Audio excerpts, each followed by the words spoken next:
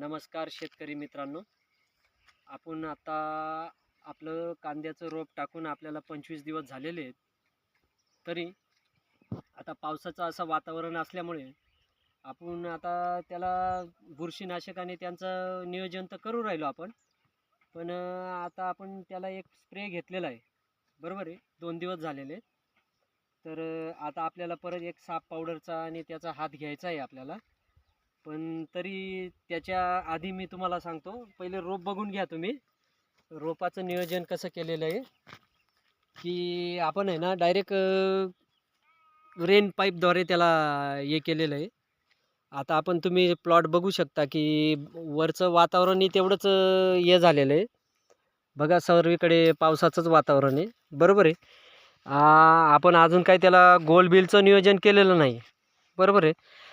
तर मी काय म्हणतो, तुम्ही रोप बघू शकता की आता त्याला 20 ते 25 दिवस झालेले आहेत, बरोबर आहे. आता बघू आपण रोप आपलं कसं निघतंय बा.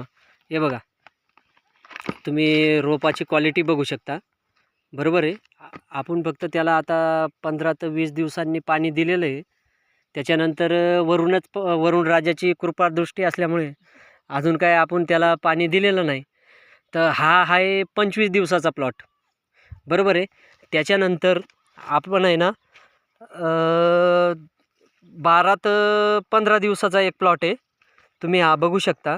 अजून रोप लहानच आहे, त्याची अजून पाहिजे तसे हे झालेलं नाही आहे. त्याला फक्त पहिलं पाणी दिलेलं आहे आपण.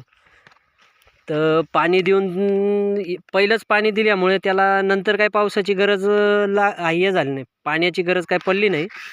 पण वरुण राजानंच वरून पाऊस इतका पाडल्यामुळे तर तुम्ही बघू शकता त्याची क्वालिटी की कशी आहे.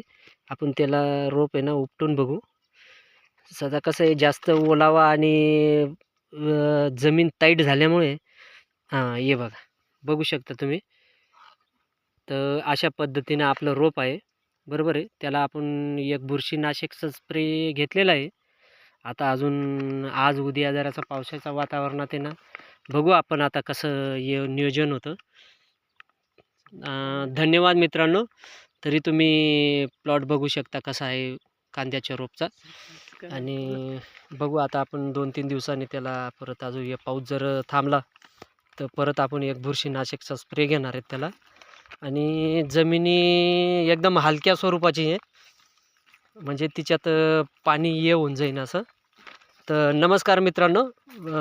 ठीक आहे, आपण दुसरा पण एखादा व्हिडिओ बनवू तुमच्यासाठी. धन्यवाद.